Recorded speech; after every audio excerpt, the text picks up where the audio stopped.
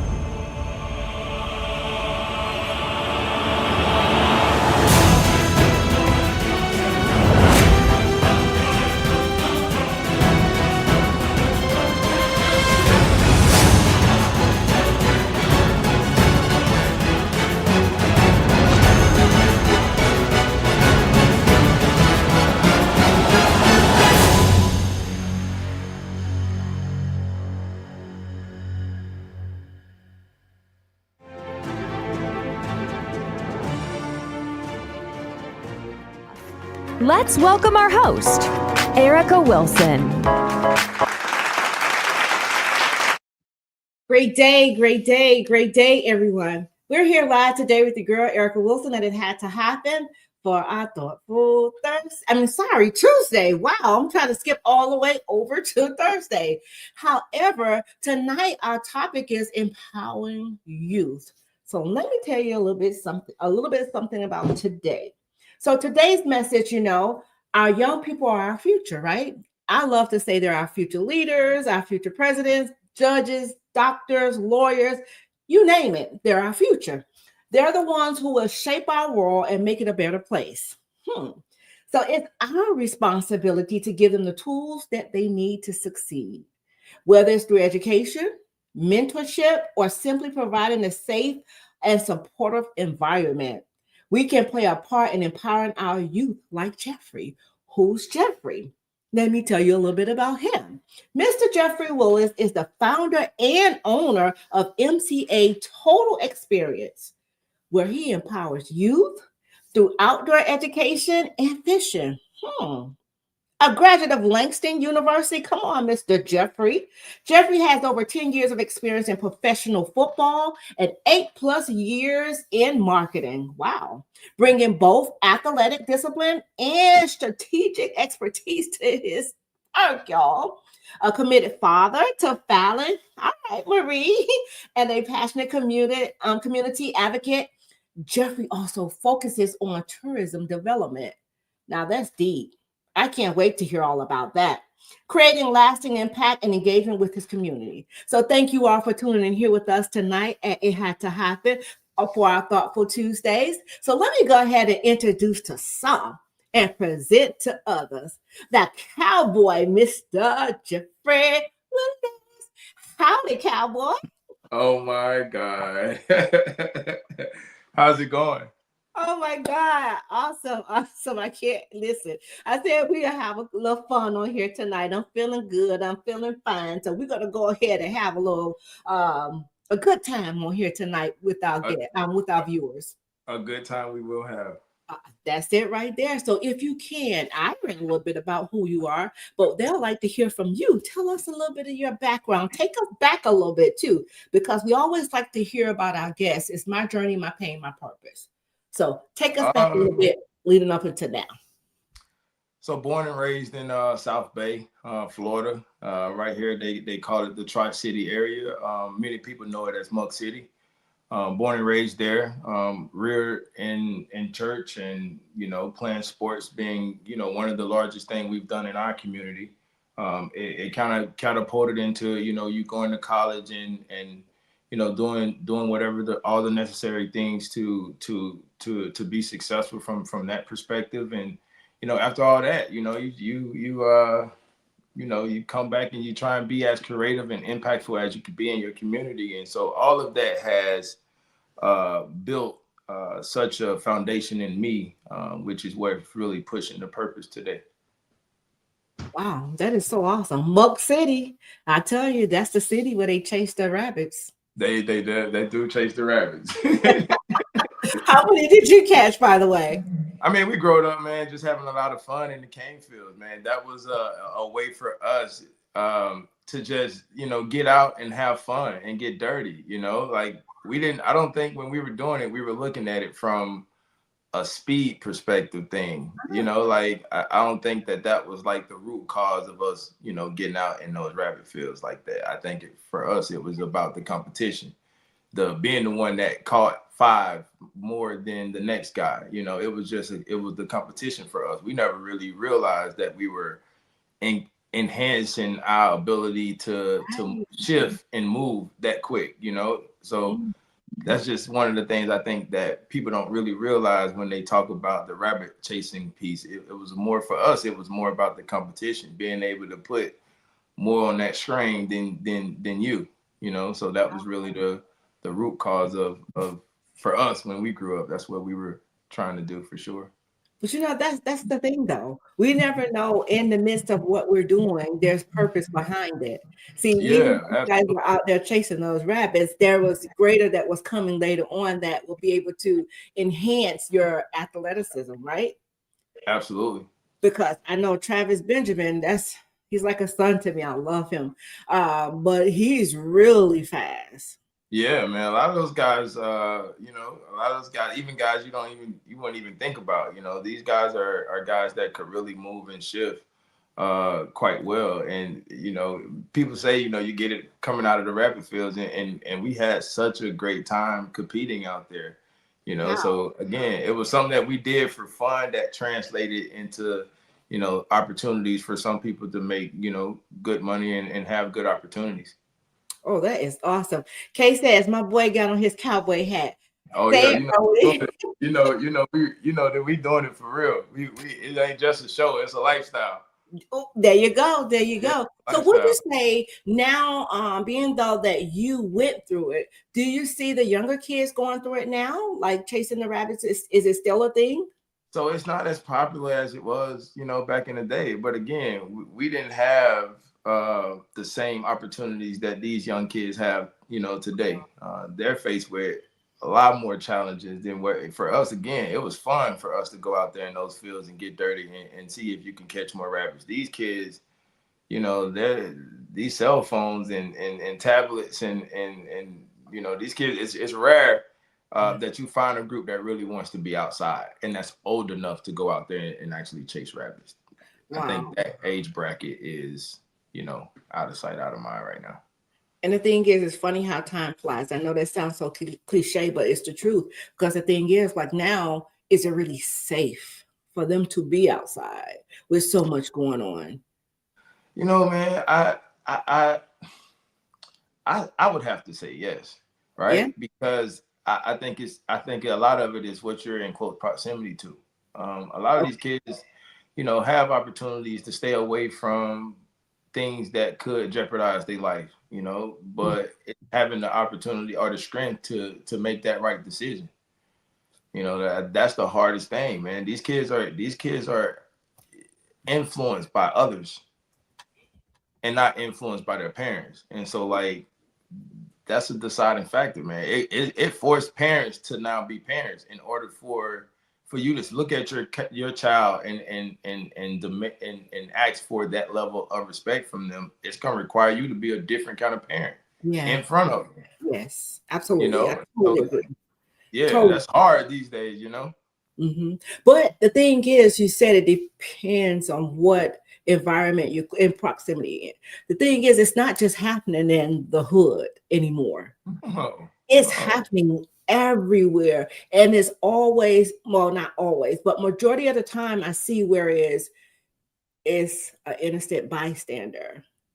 You see, we're losing our youth like I mean, we're just losing them. And I love this, that you're empowering the youth and the way you're going about doing it. But it's more, we need more people like you that can speak and reach our youth, because a lot of times, you know, especially young men, they don't want to hear nothing.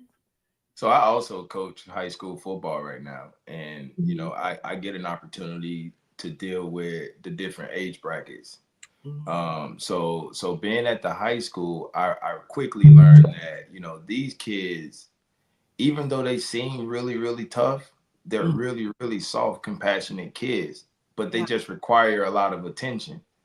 So like you have to keep a level of consistency with that group that, you know, it takes a lot to do it, because you gotta really have a heart for them, because you're gonna have to show up for them, you know, and then that's how you gain their respect, and that's how, because they want to be heard. Like these kids, they feel like, hey man, are you gonna stop and listen to what I gotta say? Because I need you to hear me too. Like you want me to hear you, but are you stopping to hear me?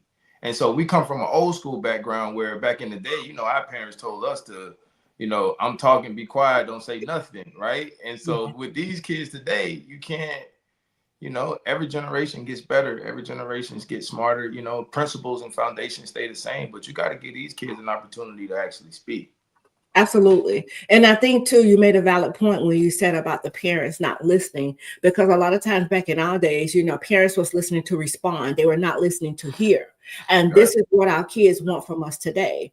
And being a single parent of two young men, I found it where you can't talk at your kids, you have to talk with your kids. You see, so some say you can't be friends with your kids. I beg to differ, because it worked for me. I'm not saying that it will work for anybody else, but it worked for me.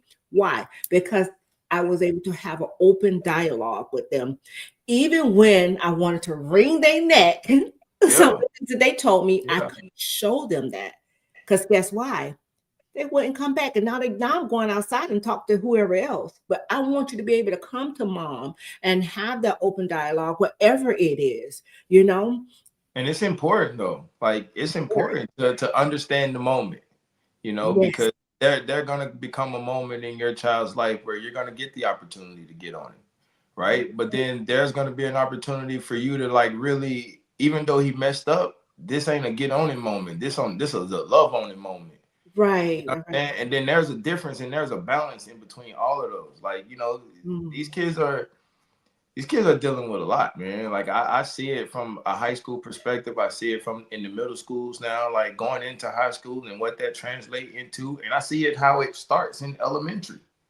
Like you can see the little pockets of kids that, you know, like you see the transitionings happening, right? And so we got to create systems and communities that could help parents today, because I always say this, man, these parents are having it hard. You know, they working 70, 80, 90, 100-hour weeks. Like, you know, it's hard to be a parent. Like it is, like, to be fair to parents, you know, but that's when our community and that village is supposed to play such a significant part, you know, to kind of help facilitate the absence of mom or dad in certain scenarios because of the hours of labor that they have to put in just to provide. And you got to be fair about that. You know, so it's just a lot, man. You know, this is a lot of challenges that I think, you know, we're facing as it pertains to the results of some of our kids being in some of the spaces that they currently are in. Absolutely. And I'm glad that you brought that up, because yesterday we had a show on domestic violence, right? And our guest, she actually go into the schools and speak to the kids in elementary. So I was saying like, you know, but I think that's a great idea, because guess why? You get them when they're young. That really, I think it really helps more so than ever, because the thing about it is now you're able, that village is coming into the schools. Now, I don't know what's going to happen now, since you know everything that's going on, but that village is able to go into the schools to speak to the kids. But what happens if that school don't have that village? Thank God they have you, you know, and you're there for these kids and you get it. You understand that they're going through some things. You understand that they need to be heard. You know, you're able to compromise with them, even though you may feel like right now it could be all the way wrong, but I need to listen. Yeah. I really need to listen to this kid because we don't want to lose this kid. One thing we get all the time in coaching, these kids will come off the field and be like, wait, Coach Jeff, I need you to just listen to me for a second. Wow. And that's important though, because you got to stop and hear what they're seeing that you're not seeing. Absolutely. So it's very important that you stop and listen to what they're saying, because they could be giving you some valuable information.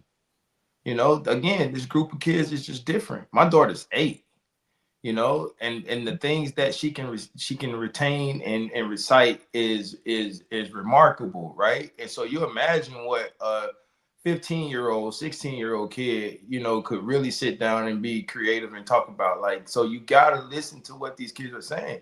Like, my daughter could walk in here right now and she say, Dad, like, I think you should do it like this. I have to consider it. Right. Not just because she's 8, just because she has a perspective. Oh, that's good. So that's really it. I don't feel like as a father, I'm gonna always make the right decision. You make the right decision based on the information that you get. You don't make the right decision just because you feel like it's the right thing. You make the decision based on all of everything you can put in one hat, and then you make the best call for you and your family, for that matter, you know? So like, it's just a perspective. Yeah. And see, a lot of times parents don't think that they could be wrong. And we can. See, parenting don't come with the handbook, unfortunately, you know, but it's going to be times where we're wrong. Yeah. We will get it wrong. And for the record, this is just my perspective as to, you know, the dynamics of what it should look like. I don't, there's no handbook. This is just what I've come to now feel is important and valuable as it pertains to the kids that I have direct contact with. And see, that's amazing. That's good. Consider it, because it's a perspective. Absolutely. Because the thing about it is, if I can't be heard from my mother or my father, I'm going to get it from somewhere. Come on. I need somebody to hear me. I think there you go. And it may not be that good somebody. Now you're putting your daughter's or your son's future in the hands of somebody that mean them no good. And so here's another barrier that I face. So I get the opportunity to deal with not just these inner city kids in our communities, but kids in much wealthier situations. And two things I found out is, when you get these kids by themselves, they all talk, and you learn quickly that white or black, rich or poor, these kids are struggling with the same issues. And when you sit down and talk to them, they all say the same thing. Nobody's there. Mom, dad working. It's the most normal thing. So who's raising them? Like, who's loving on them? Who's making sure homework gets done? Like, who's eating dinner at the dinner table? Things that matter way more than a lot of stuff that's happening. And you really can't blame parents, because if they don't work 70, 80 hours, they cannot provide for their child. And I think that's where our issues lies. I'm glad how you just gave that. You said it's not just in the lower income communities. No, man, these kids are these kids in $1 million homes and feel like they got no mama, no daddy, because they out the house for the same amount of hours. Yep. And the thing is, what parents don't understand. I'm reading this book, Rich Dad, Poor Dad. And this book, I think it should be in every home. Did you read it?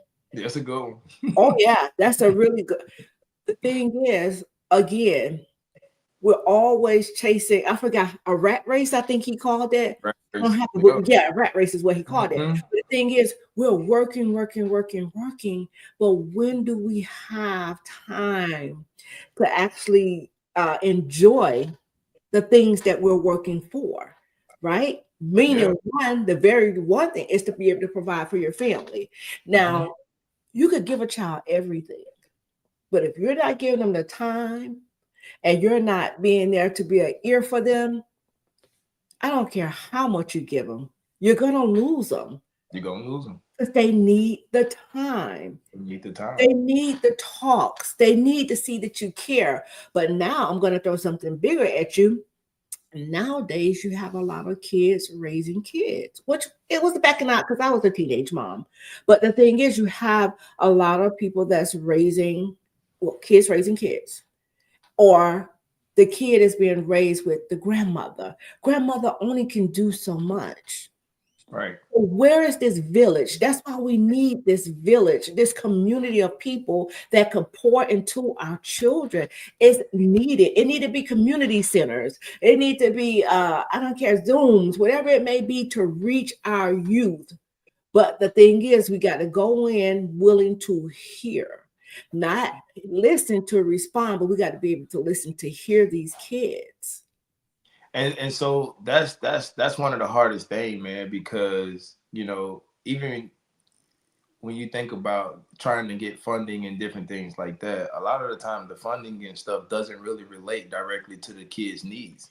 There you go. You know, and so but we have to take ourselves out of necessarily. Yeah. Real quick, tip your hat. She said our hat's killing it. Hey. Oh, you know, we hey. but yeah, it's hard though, you know, it's hard, and you got to kind of work through all those different barriers to really get an understanding for you know, trying to put these kids in a better position, for sure. Absolutely. Miss Betty just came in. Miss Betty used to drive school buses, and she called me one time and she was telling me about trying to do a podcast for the children to have basically like an outlet, right? And she was saying a lot of times what we're saying here, the kids want to be heard. Nobody's listening to them, really. You know what I'm saying? So it's almost as though everything, if I can't get anybody to listen to me now, some of the stuff is bottled up. I'm not going to know how to communicate. Guess why? In my adulthood, because I kept everything bottled up, you know, and then when it do come out, it's going to come out the wrong way. But why is it so hard for us as adults to actually take a stand back and say, let me listen to that child? Because I was once a child, and we know what we did when we was a child, right? Yeah, I mean, but we sometimes forget that. Yeah, you know? Like we sometimes forget that we wasn't always like this, right? And so, like from like my grandma to my mom, from me to my daughter, you know, like I have to. They say every generation is supposed to get better, right? Yeah. And so you got to be able to take what it was like for grandma, what it was like for mom, what it was like for yourself, and make it better for your baby. You know what I mean? So it's supposed to continue to elevate in a sense, right? And so that's important because then you get to be able to set the stage, right? You know, you be able to set the stage, and so it has to start somewhere, though.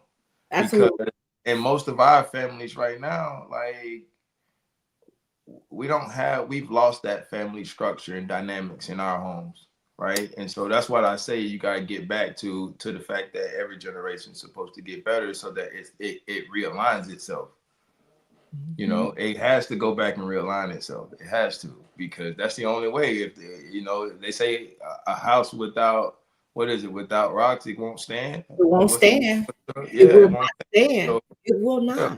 So you got to go back and redo the foundation. I think that's the most important thing, for sure.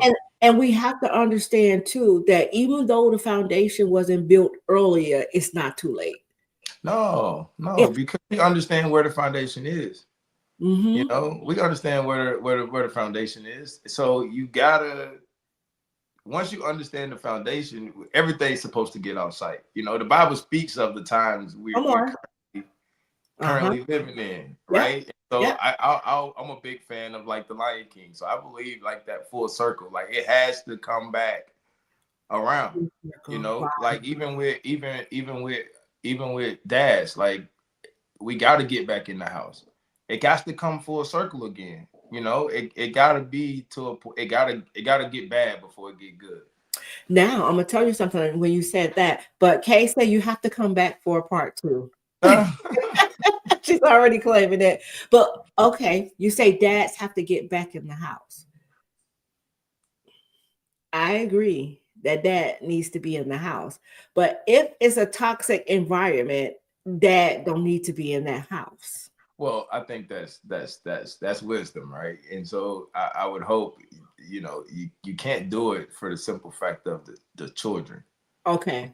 I'm not opposing that at all, right? Yeah. I'm not saying that whatsoever. Like, Right. being moms not together, so you got to truly understand that piece, right? And there has to be a level of maturity that goes along with that. Like, that's one thing we've always been able. It wasn't always great, right? But over the years, it's gotten a lot better to the point where we could truly co-parent in a space that's healthy for our charter. I get a say so as to what her foundation is built around. You know what I mean? Like, mom make the day-to-day decisions on the structure of her life. But even though I'm involved daily, I get to set the foundation for it though. Mom run the show.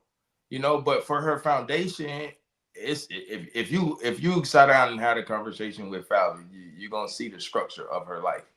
Wow. And that's, for me, is all I could do.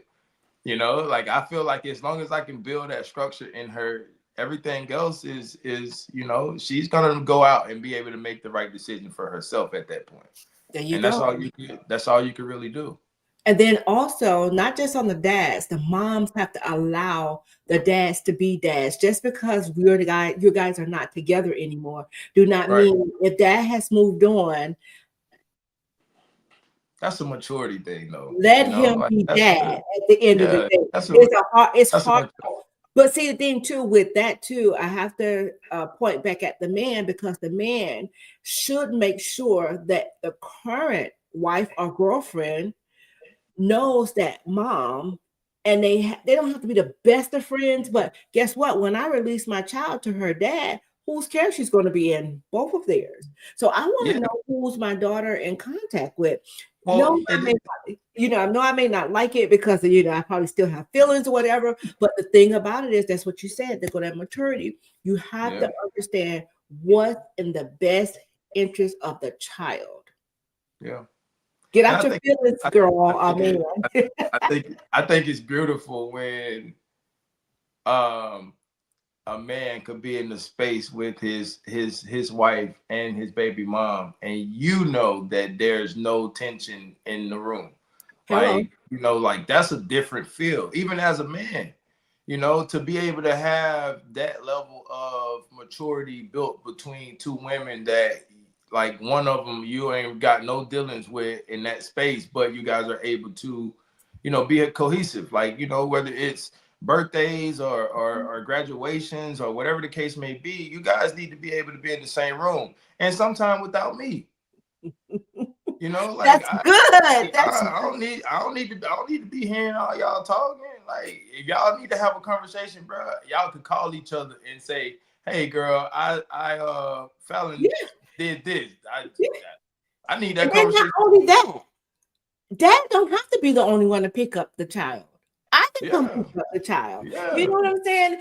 And the biggest picture, the big picture is the child sees great things happening between parents. So guess what? That's what she's gonna want to do. At least she's gonna see an example of what it should look like. Exactly. Right? She's gonna have to make her decisions, right? And everybody rebel. I don't got that naive space where I don't think Fallon's gonna be like that. I know you taught me how to do this, but I'm gonna do this. Like, I'm very much so, because I was a split image, so, like, I got to be honest and transparent with myself and say, at least I know my mom gave me a foundation. Yes. I can always go back to, I know how to go get on my knees when I need to. There you go. And it could be a crack in the foundation. It could be a crack in the foundation, but the thing is, what do they do to fill in the crack? The crack could be filled in. if there were. But Miss Betty says, what I'm realized, no one is also teaching the kids of the gifts and talents they have, not being told about them. That's true. That's true. Yeah, in a positive way though. Yes. Like right now, our current football team is Glacier Central Raiders. We're now 9-1, right? Oh, And when these kids walk around the neighborhoods and stuff, like these kids don't come back feeling like, man, they was congratulating me, that sense of positive reinforcement. And that's so important with this generation because they want to feel love just like anybody else. It's a desire to. I did something early part of the year and it kind of just then played out throughout the season now. But I started hugging the guys like on the team, like my group. I started grabbing them like, man, bro, give me a hug, bro. Like hug my neck. At first it was such a resistance. Yeah. Like, man, man, get off me, type thing. And then, as the week went on, I started getting that walk up, that hug. These kids will do whatever you tell them to do. Yeah. You just got to love them. Yeah. You just got to love them. You got to love them. That is so awesome. We're going to go to a commercial really quick. I'm definitely going to put this young man up here because he definitely someone that I truly, truly admire and very proud of the things that he's doing and has done in the community. So let me go ahead and play this commercial and we'll be right back, guys. You got to crawl before you walk.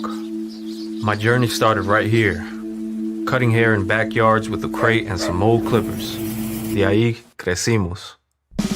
From the crate to the mobile barbershop to the players' lounge, I've learned a lot through all of this.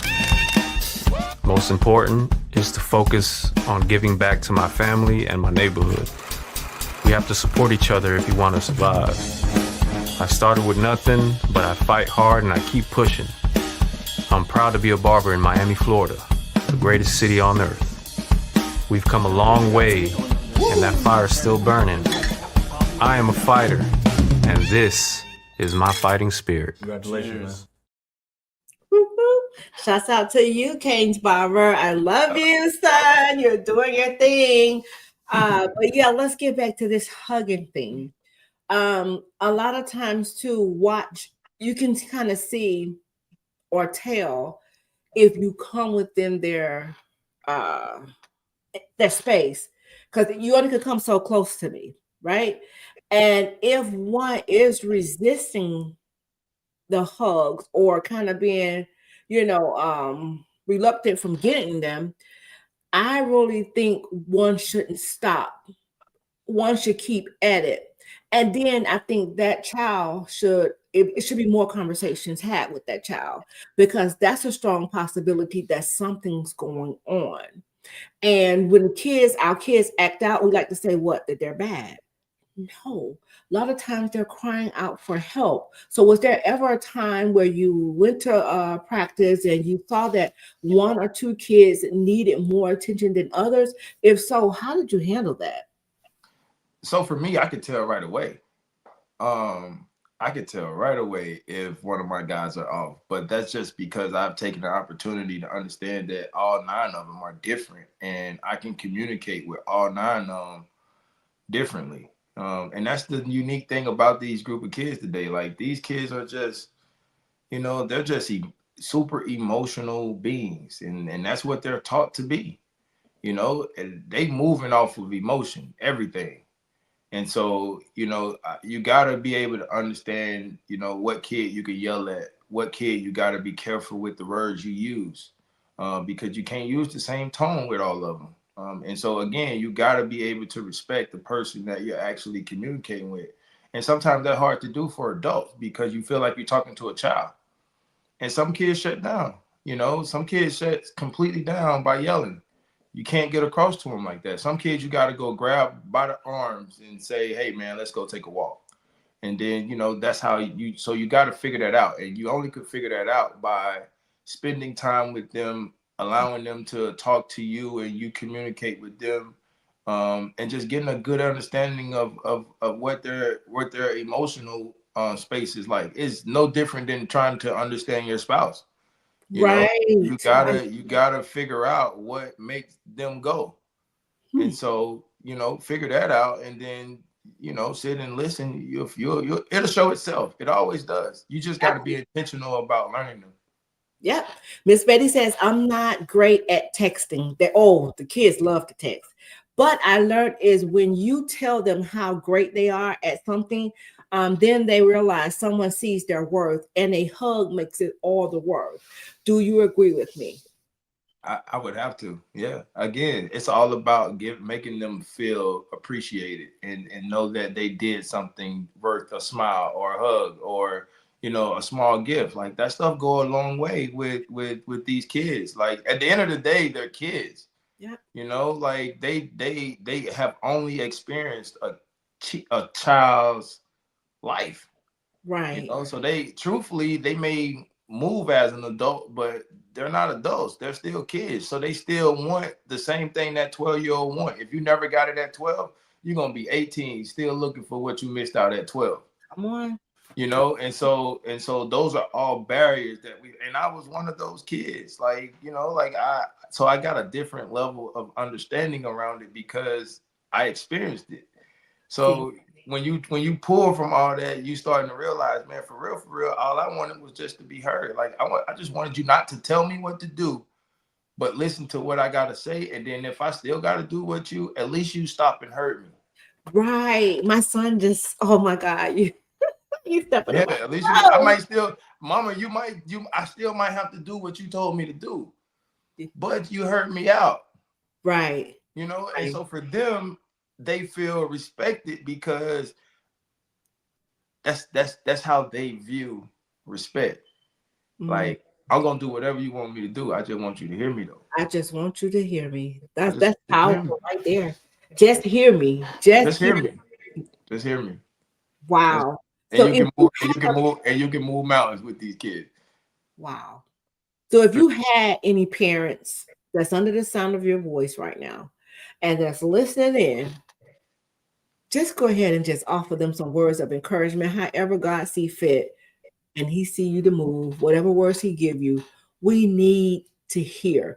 And I want you to speak from a parent's point of view first, and then I want you to come as a coach. Now, the reason why I say as a coach, because what happens is we have some parents, like I was one of them, where my son will go to practice or whatever, and I hear the coach saying some things that I don't think that he should be, I intervene. So I want you to speak from both point of views for me, because you're going to help some of us. So from a parent perspective, I would say sit your kids down daily and have a conversation with them, a real conversation. Like how was your day? What about your day that wasn't good? Did you have a bad moment today? Like really try to create a pattern to where you can look in your kid's face when they walk in that door and you know something wrong. And then you start asking questions that can kind of, get them to open up about whatever their experience was that day, good, bad, or indifferent. I believe that it's extremely important to have an open dialogue with your kids. And the only way that you can have an open dialogue with this generation is to actually also hear them. And I think that that's just so important. I think that's super, super important today. So for parents, what I would leave y'all with is just to really sit down and have a real conversation and start really paying attention to your kids' movements. These kids are kids, so their patterns don't really change significantly. These kids typically do the same stuff every day because that's what they have. So just start paying attention to their movements, where they're going, what they're doing, who they're hanging around, and you'll get a better understanding of what type of environment your kid actually operates in. And so that's what I leave parents with. Just be super attentive to trying to have those conversations to get some awareness about their day-to-day activity. That's what I would say to parents. From a coach perspective, with the way that we are heavily influenced as fathers, let us be the dad for now. let us do the jacking up, you know, because again, we're raising boys, and No, you look. gotta be, and we're boys, right? And so we gonna always test the water. We're lions. We're naturally hunters, and so with the understanding that we're gonna always test the water, you know. So give us grace, but give those coaches the opportunity to really step in and have those tough moments and tough conversations, because in most cases that what builds characters in these guys, you know, because as they continue to go up the ladder from high school or from little league to high school to college, it don't get no lighter. No. You know, and actually as the further you go, that room become more tolerant, Mm-hmm. you know, because once you get to college, you can't do what you did in high school. In college, they're gonna pack you up and send you home. That's right. And so there's a different level of structure that we have to implement much younger, because by the time they're out of high school, they're not gonna get a second chance at being disrespectful or, you know, not following the directions the way that it's supposed to be done. Like, so you got to allow those coaches to, you know, be the dad in those moments, because that's the structure that's being built. It's no different than you going to the military and having to go through basic training, you know, like you got to get on these kids in order to get some consistency out of them. If you go in there and you take it light, they're going to push over you, because again, they smart, they know the system, they know they know how to manipulate the system. They know you can't hit them. You know, they know you can't, you know, and so you got to find strategies that work for your child or your students, or your players in a coach, from a coach perspective. You got to kind of know all of them, because again, I got kids right now. It's some I can yell at, and it's some I gotta go put my arm around and say, hey man, I need you to tighten up. But And you there's know other it. ones, yeah, you gotta be around them to figure that out though. Yeah.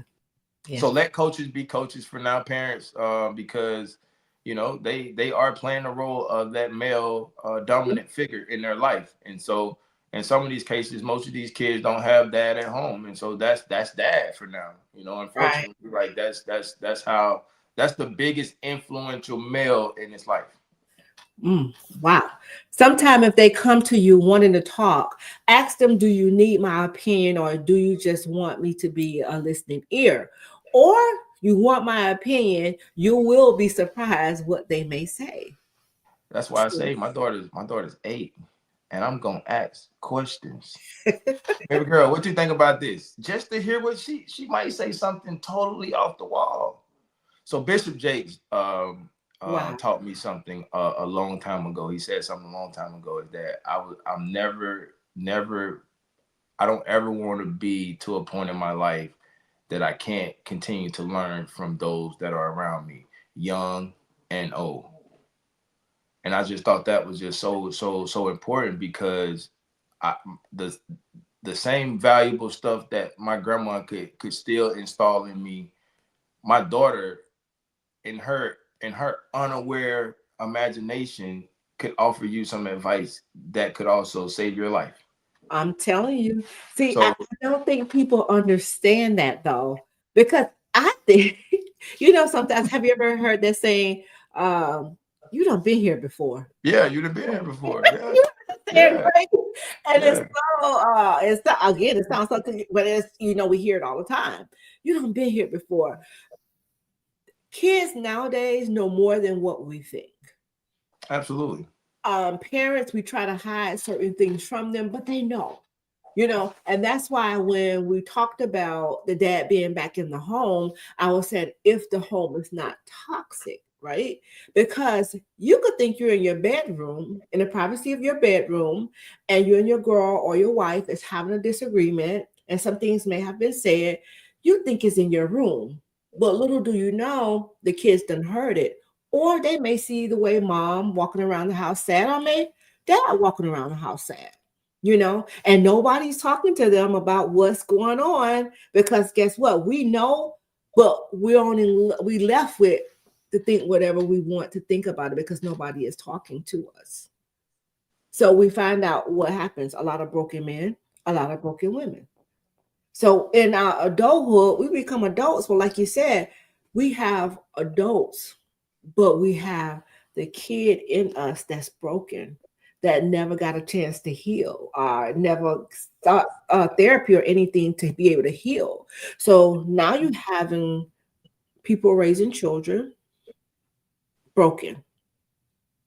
Because every generation before them was broken. Exactly. Now I'm You getting know? together because guess why? I'm getting together because I wasn't heard at home. So now I'm looking for love in all the wrong places. That's There you male go. or female. So then I fall into the hands of what? The wrong person, you Yeah. know. And then here it is. We, we had a couple of kids, or maybe just one. We break up. Now one parent is the worst parent in the world, but you never thought about that when that's who you chose. Yeah. See, we have to learn how to break those generational curses as well. So again, like I said, more coaches and more human beings is needed, like you, to pour into our youth, because again, they are our future leaders. They are. And I truly believe that we got a lot of great leaders out there for real. Yeah. That it's not just they just not in the right position at the right time, and that's what you gotta love about what you do. Yeah. Because you really only get one shot at this thing, right? And so we gotta do it the right way, or best you could, and so when you get an opportunity to try to be impactful, you want to make sure you do it the right way. Yes. I don't get to hang out like most people just hang out. Like I just not You're my not space. missing nothing. Yeah, like I just don't. And so it's not because it's necessarily all bad stuff or anything like that. It's just that, certain spaces you just learn to, Yeah. you got to pick them wisely, and so that's just a part of the growth part of it, I guess.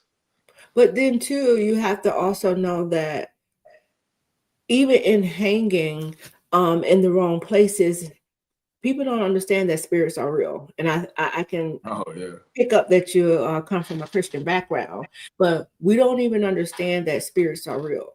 So the thing about it is, what you're carrying on you, now you before all of these children. You know what I'm saying? So the soul ties become real. They are real. They are real for Oh, sure. They are what definitely you real. But that's why I say too, man, like you really have to be. And so I've gotten to a place in my life that, I realized that I had a gift or a call, right, on my life, right. And so before, I used to think the attention was cool, like I ain't never been, I wasn't popular in high school. Like I wasn't like the other guys. So I didn't really grow up like that. I kind of grew up like pull from down the street. You know what I mean? Like I wasn't in that group. So, as my life expanded and I got greater opportunities, the light got brighter a little bit, right? But coming from where I came from and then being maximized in that space on such a large scale as a football player, it was like, it was really detrimental to me because it happened so fast and it came so quickly that I really didn't know how to really manage it. And so there were moments that I really messed up. You know what I'm saying? Like early on in my life, because you go from this little small town where don't nobody really know you. Now you become such a light. That's why now, like, I'd rather stay back and away from everything, and do great work, because I remember what it was like when that light was really, really bright. And, and granted, I'm in a much different headspace now than I was at that point. But because of the experience, Right. I became a little bit more cautious of what I allowed myself to, Okay. or the arenas I've allowed myself to operate in. Now here's the thing. Come on, Holy Spirit, use me. Uh-oh. Because here's the thing. Yes, it had to happen. There, that's first of all, it had to happen. It's had to happen. That it had to happen back then because he knew who you were going to become. So for your now, it was working together for your good. But watch this though. I don't want you to ever feel like you got to stay in the background because that's not what God called us to be. God called us to be on the front line because we're soldiers. That's number one. And we can't do nothing from the back. We got to do that thing standing 10 toes down because guess what? There's people that we have to, hallelujah. There's people that we have to cover. Those kids that you talk to every day, that you coach every day, you're covering them. You have a special covering over your life. So the enemy is trying to tell you, oh, I want to stay in the back. No, no, no, no, because you need to be seen, because you need to be heard. And there's so many people that God is going to place in your path outside of those children. So do not let the enemy rob you of saying, I need to stay in the background. No, no, no, no. God has been too great, not good, but great to you for you to be in the background. God says, even though you may be standing in the background, I see you, but I need you to come on up front. I need you Well, to you know, like when I say background, like I mean like super humble about the wins. Okay. You know, like I'm super humble about the wins. Like I'm okay with the moment, and I could handle the light, right? But I'm always super reminded of how fast it could go. But see, And so I walk in a level of, even though I know I do great things, I walk in a level of humility. Humility. Yeah, like I walk in a high level of humility, like bro, I ain't gonna argue with you about it. Like you can have it. I'm good. Oh, no, in that case, yeah. Like I'm just like I'd rather be, because you know what you carry. You I already know know what you carry. So See, I know. that's So the like thing. I'd rather I just Like, rather bro, go not. ahead. It's Like, yours. You it's understand? yours, you know, See? like because I know the call, I know the great, like I know. So like I've learned to not even, That's good. because Do you know it's gonna come regardless. regardless? Like it's You helping some people because do you know there's a lot of us walking around here that don't even know the gift that we carry? We don't even know what we have. You see what I'm saying? We say it, but do we really know what God has truly blessed us with? And when you know who you are and whose you are, that's the moment you're gonna walk in humility. You're gonna be humble, you know. But at the same time, too, I believe in look, any chance I get, I'm gonna tell the goodness of my God. Any chance I get, you know, and people will look at it like you're boasting and bragging on. You know, I'm boasting and bragging on my God because I know what He can do, and I'm hoping to shine some light because I had to go through it so I could be the light for the next. You so see? let me share Come on. a brief real story of myself. So I was a guy that did not play high school football, got to college, and got pointed out in the gym to go and try out for the football team, ended up making the team, playing at Langston University, right? And so like that's how my football career started. From there, went on and played 3 years there, played a couple years arena CFL, and football was not a dream for me. Like I never thought that I would ever be what God gave me the opportunity to do as a football player. Never saw it coming. I thought basketball was going to be my thing. Baseball was going to be my thing, even though, you know, basketball became more of a priority when it came to sports. But I never saw myself in it, you know? And so like to be able to have made the sacrifices that I've made to be able to stand in some of the spaces or the rooms that I currently stand in, it had everything to do with, you know, me being able to close my eyes, hearing from God and being like, I'm going no matter if I ain't got but $5 in my pocket, you know, and I've always walked on that level of faith.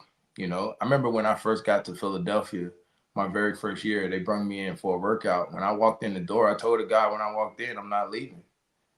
You know, like I'm not leaving. Like I got one bag with me and I'm not getting on the plane to go back to Florida. So we're going to figure it out. And so that's exactly what ended up happening. I made the team, they signed me, and the rest was history. But it was like because I went believing that everything was going to be the way God showed me it was going to be before I got there, and I had no plan B. I had no plan B. So that was it. It was just where my faith was in that space of my life. And so every transition of my life, it's been exact same way. My God. And every time even coming back home to Florida, when I got back home and said that I was going to build this program out and really push this conversation in my community, like nobody of African American has never done it. So I'm the first I'm one of one in that case. Right. Wow. And so with it never being done, everybody had questions. Like, what is he doing? Like a black fisherman? Like he trying to fish tournaments too? He got a boat? Like nobody expected. Everybody thought I was like crazy. But look at the expansion God has given me in it throughout the process. Like, oh my God. Wow. Let me tell you, I have a chill bumps over here. Yeah. It is so amazing. It works though. I'm a living testament of really truly hearing from God and being able to blindly go and watch him take care of you along the way. My God. Ooh, Jesus. Let me tell y'all something. If y'all was not inspired by this show, it happened so fast because I'm telling you, we didn't even jump into you being the founder of MCA and what it really is. We just, oh my God. Whoa. He said, I'm one of one. One of one, yeah. And he went to school. Guys, he went to school and he said, I'm not leaving. I got one bag, but I'm not leaving. Yeah. I am not going back to Florida. And this is to any inspiring athletes, anybody that want to do anything. Think about it. He never played high school football.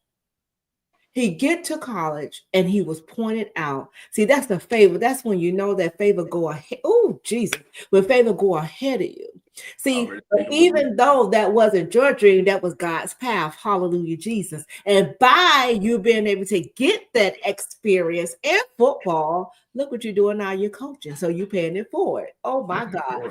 Now he has this awesome MCA total experience that he's introducing to the community, which we all need to hear about. We're right here at 6:58, but I need to hear about this MCA total experience, and we definitely have to bring you back for part 2 because I like to be respectful of people's time. That's fair. So, but I want you to tell us a little bit about how this came about and what it is that you're doing in the community. All right, so the MCA Total Experience is a nonprofit organization that's reared in the Western community of Palm Beach County. Basically, what I did was I took a seasonal fishing curriculum and I built a life skill course around it. And so basically, what we do is we gather these kids from all around the Tri-City area and we teach them life skills. So it's a lot like what you would have probably remember as Boy Scout, but it's a much urban relation style to it that we actually offer. So we have different components that all applies into it. So tourism plays a significant factor in it.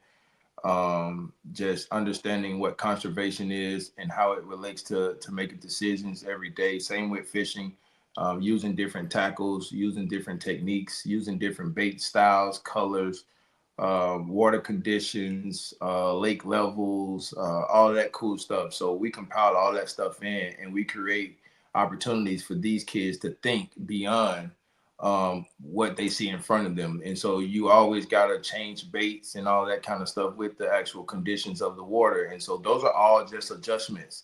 And so we use adjustments in fishing and paraphrase them into what a decision like that would be in life. So if you get to a red light or a caution light and you got to decide whether or not you're going to go through that light or not go through that light, you got to make a decision, and you got to be really precise in making that decision. So those are just small things that we've implemented from a life skill perspective, along with, tying knots, tying hooks, all of the outdoor stuff. So from camping, all of that cool stuff, we do all of that stuff with the program, where we take kids in the woods for weekends at a time, just to give them that full outdoor experience.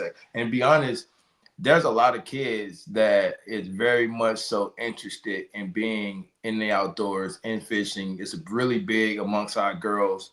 The guys love it too, but we always get a big population of young girls that likes to be more so engaged than the guys. The guys they're gonna go, but the girls are really super attentive with detailed stuff. And so I found that to be super, super impactful from some of the survey stuff that we've done the last 4 years, hosting summer camps in the Western community. And so that's the large sum of the MCA total experience. We partner with different organizations to bring other expertise in. People like University of Florida in their research and their water department. We use the FWC, which is Florida Fish and Wildlife, as a resource as well, to bring in to do some of our conservation stuff. And so we have local partners and sponsors locally that also supports it every year, which has been extremely cool, which has also afforded us the opportunity to keep the program running. And so we're looking to build it out even more coming into the next school year, so that we can start going into some of these schools and facilitating these same exercises, just to get these kids just back outside again, getting them involved in the outdoors, so that they could, be in a space to really critically think a lot cleaner. So that's really the goal of the program, and we're going on 5 years now that we've been doing it, and we're on year 6. We have 57 kids last year in our summer program, which was super excited. Another thing we added, I just want to mention this real quick. Another thing we added is the 10 all-in. Santonio Holmes, the MVP from the Pittsburgh Steelers, has a foundation which is called 10 all-in. And so we partnered this year to provide a golfing piece to the program as well. So not only were the kids involved in just outdoor fishing and all of that kind of stuff, they also got a chance to swing some golf clubs for the very first time, which we know that don't typically happen in our communities. So that was very impactful as well. We had PGA come in as a sponsor for them to help support that as well. So we did have some good feedback and stuff like that for our community. So that was just super good. The thing is, man, how do we be impactful in the off seasons of big time sports events like football? Yeah. And so we got to figure out ways to keep them busy. And so these are things that we can say, hey man, go pick up your rod, find your canal bank somewhere and go catch you a fish, or just go down the street down there to the golf course and hit you a couple balls, just to do something a little bit different. And so that's what we've been able to do. That's what we've worked on. And that's the biggest gist of it. The last thing I'm gonna leave with is I've been working with the city of South Bay in their ecotourism department. So we're currently developing a tourism site. And so it's called the South Bay Village by the Lake. It's going to be the very first of its kind that's around the Lake Okeechobee. That is already starting. It's that starting process. I've been the developer of that particular project. Wow. Super excited about it because I get to pull all of these resources together in one room in one hat, working alongside the city manager and staff over in South Bay to create that program. So I'm super grateful for them to just see value in my body of work and allowing me to be as creative as they have allowed me to be over the last year or so building out this project. So I'm super excited about all of that because it finds its way to connect with community just through the outdoors. And, you know, we're all Southern country folks. And so it's super cool to be able to provide such a resource like this for such a community like that.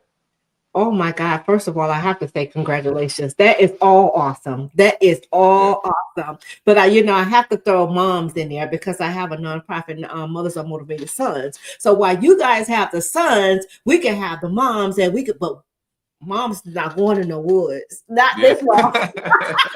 You know, this mom is not in the woods. I'm too scared.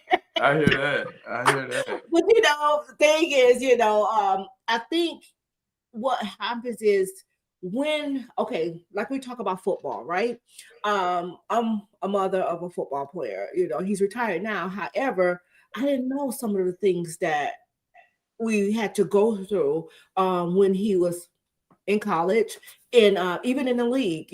I learned and I picked up so much. So we come together as a whole, and what we want to do is get the mothers. If you have the kids, we have the mothers. Let me tell you something. When the head is right, what is right? Everything goes forward, baby. Everything goes forward. That's Everything. it. So think about gotta that. be Let me right. go ahead and go to commercial really quick, but think about that. Think about that really quick, guys. Hey guys, hey, you may have a business or you may be an actor, you may be an entrepreneur, whatever it may be, you want to come on and share your story. Do know you could come over our way. We'll love to have you on It Had to Happen Tuesdays and Thursdays at 6 p.m. And thank you all for following, liking, commenting, subscribing, and even loving the content that we put out here at It Had to Happen. God bless you all. Until next time, bye-bye.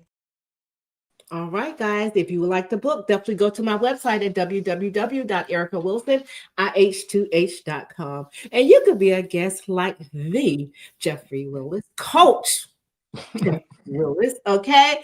And also, Jeffrey, you can use the same link you used before to book. And we'll love to have you come back. I know Kay gonna get on you, so I already know she's gonna hold it down. But we guys, please do. How can one get in touch with you if they have a little one that maybe benefit from this program? So I'm on all social media sites, Jeffery Willis, MCA, Mug City Angler, MCA Total Experience. Website is mcatotalexp.org. It's the actual website. It's actually under construction right now because we're getting ready to put our spring stuff up. But that's the actual website that you could go on and find it. I'll make sure we could link it somewhere. But yeah, that's where you can find us if you guys wanted. We do offer clinics. We do have a service package that do stuff like that. So if you got your own group of kids and you just wanted us to provide the service or a portion of the curriculum, we also have stuff like that available as well. Wow. Guys, you heard it here. It Had to Happen. Man, I am super duper stoked about what you're doing. It's unheard of. Again, you said you want to one though, right? And I'm praying that all goes well with the project that you're working on now. And I'm just, first of all, thank you again for being here and accepting the invitation to come on It Had to Happen and share all of this and matching my fly, even though I don't have a hat, but this was so many jewels was dropped here on tonight, parents. Anyone that's listening in that may know of a young one, or even I'm talking about a parent that's struggling to see ends meet. And when I say that, I'm not talking about financially, because again, we have our kids that we're losing by the wayside, guys, and they need people like Coach Jeffery, to speak life back into them. Parents, he also said, we need to have open dialogue with our children. We need on a daily basis, do not let the day go by without asking them how was their day. Maybe it's something that you're missing that they need to talk about, and you just open the floor for them to come, and communicate with you what's going on. Not only that, stop listening to respond, parents, and listen to hear. He also said too that he listens to his 8-year-old daughter's perspective. He take that into consideration. So parents, we could be wrong sometimes, and we do need to listen to our kids because their voice matter as well. We don't want them growing up thinking that their voice does not matter. Okay. So Jeffrey, is there anything that you want to leave with our audience on today? Well, for you, I just want to say thank you for the opportunity. I'm so stoked about the opportunity today. So thank you big time. To everybody that got an opportunity to just log on, or you'll hear it later. just remember that we live in such sensitive times, and these kids are very, very a crucial part of these times. And so we got to be able to sit down and get an understanding of where they at and what's important to them, so that we can start to build value around the things that they enjoy. And so we got to be able to do that. And so I just wanted to say thank you again. And I love to come back one day here in the future. All right. We'll love to have you. Thank you again. Guys, we do not like leaving this broadcast. Oh, tomorrow is Wow Wednesday, Women of Word Chat with Dr. B. And that is our prayer broadcast tomorrow at 6 p.m. And then on Thursday, I have a young lady, Cynthia Frank, Life After Prison. Please do come and show her some support. You know, everyone deserves second chances. Meet us back here tomorrow at 6 p.m. We love you guys. Come on, Jeffrey. We got to send them out with some virtual hugs. Oh my God. And some virtual love. Let me give you some hearts, Jeffrey. Hold on. Where my hearts at? There you go. Guys, we love you here at It Had to Happen, and we cannot do this without each and every one of you. Until next time, guys, we love you. God bless you. Bye-bye.